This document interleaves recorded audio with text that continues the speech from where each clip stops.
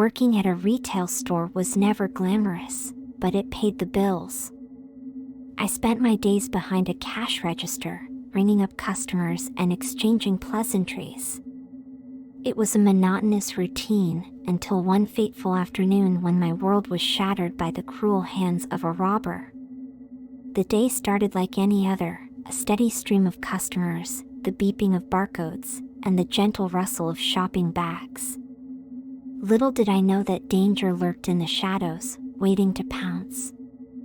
As the afternoon sunbathed the store in a warm glow, a figure emerged from the periphery of my vision, shrouded in darkness. With a swift motion, the intruder brandished a weapon, his eyes wild and filled with desperation. Fear ran through my body, freezing me in place as he approached the cash register. My heart pounded against my chest, a desperate plea for escape from the impending chaos.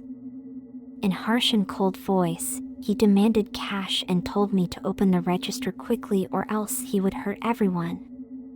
With trembling hands, I complied, fumbling to open the cash register.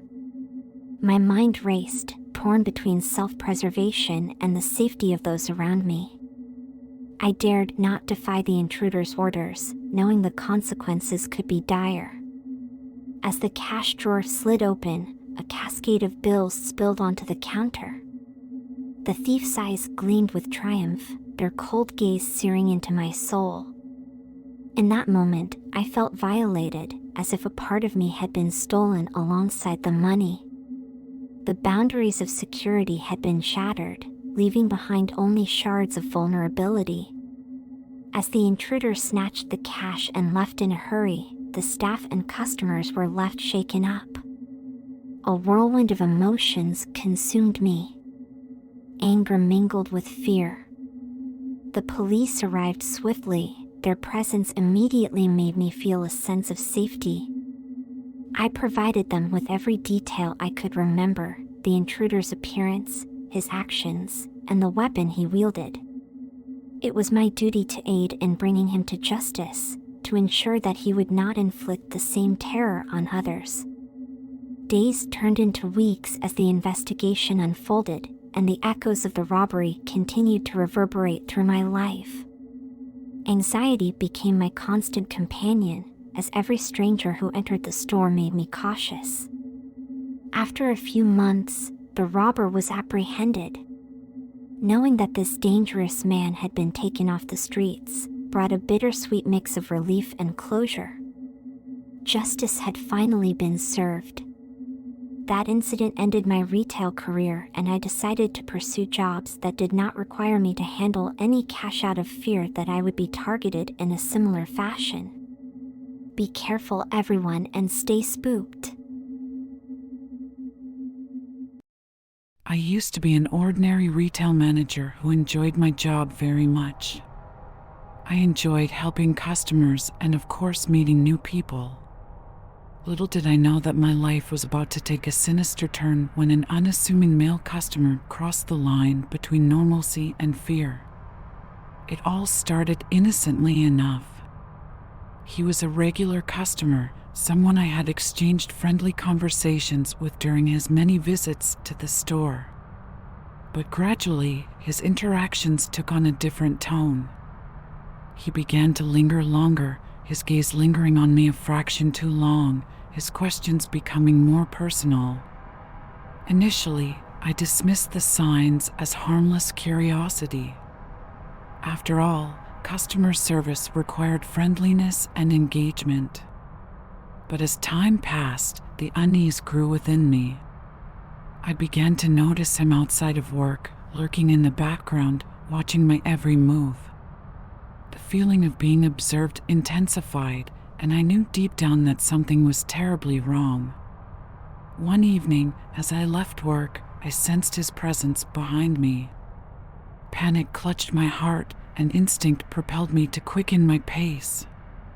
But no matter how fast I walked, he matched my every step, his heavy breathing echoing in my ears.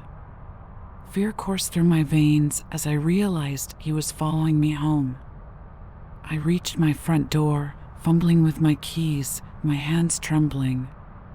He approached, his face contorted with a mix of obsession and aggression. My pleas for him to leave fell on deaf ears. He was relentless, fueled by a toxic determination to invade my life. The sanctity of my home was shattered by his menacing presence. In that moment of terror, survival instincts kicked in. I fought back, using every ounce of strength I could muster. The struggle was fierce, a battle for my very existence. Adrenaline surged through my veins as I desperately fought off the intruder, all the while praying for someone to intervene. In a stroke of luck, a neighbor, drawn by the commotion, rushed to my aid. With their help, we were able to overpower the stalker and hold him until the authorities arrived. The nightmarish ordeal had come to an end, but the scars, both visible and invisible, remained. In the aftermath, I found myself trapped in a web of fear and anxiety. The incident had shattered my sense of security, leaving me on constant alert. The once familiar streets became haunting reminders of the traumatic encounter, forcing me to confront my vulnerability. I went through extensive therapy but remained employed at the same job, which I loved very much. I never saw or heard from that creep again. This story was sent to us from Armando in Amarillo, Texas. I never thought that working at a retail store would expose me to the kind of danger I was about to face. The day the incident I'm about to tell you about happened to me was a day like any other. Customers were coming in and out of the store and my coworkers were doing what they normally did. What happened on this day really changed my perception of safety forever. My coworker, Jay, was known for his hot temper. He never hesitated to speak his mind, even if it meant crossing paths with the wrong people. On this afternoon, a group of customers became irate over a minor disagreement, and Jay, true to form, stood his ground. He was super disrespectful to one of the ladies and called her a name that I won't repeat on here. The lady was very angry and threatened to have her family members pay Jay a visit, which didn't really faze him. The encounter should have ended there, with frustrated customers storming out of the store. But little did we know that these individuals had ties to a dangerous gang, and they wouldn't let Jay's disrespect go unanswered. As the days passed, everyone carried on with their normal routine. I think myself and most of my coworkers had forgotten about the incident involving Jay and the group of ladies. It was peaceful evening, a few hours before closing. It was raining, so the store wasn't very busy, and besides the rain, the environment outside was very quiet. So quiet that when I heard screeching tires, I looked outside and saw a car packed with 4 guys. I rushed to the front of the store, my heart pounding in my chest. Outside, chaos unfolded as a car sped past and gunfire erupted. Everyone was screaming and we realized our store was under attack. The gunfire stopped, followed by dead silence. When I looked over, Jay was huddled behind the counter with his eyes closed and his hands in a praying pose. He looked shocked and scared. I was also shocked and scared, but angrier with Jay because my gut told me that the shooting had something to do with the incident that happened earlier that week.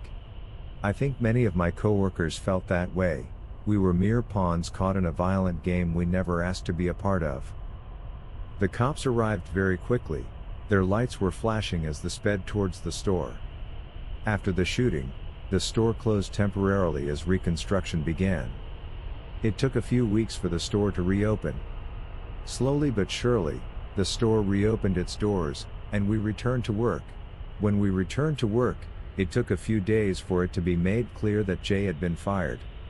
The manager told us in a meeting that there was an incident involving one of our associates and a customer which escalated, causing the shooting. We all knew she was talking about Jay, even though she made no mention of his name. She told us that the people involved in the shooting had been arrested. Before this experience, I felt safe at work for the most part. The store I worked at was in a shopping plaza in a nice upscale town, so I never imagined anything like this ever happening. What I learned from this experience is that if someone says they're going to do something, believe them. Stay safe out there and stay spooked.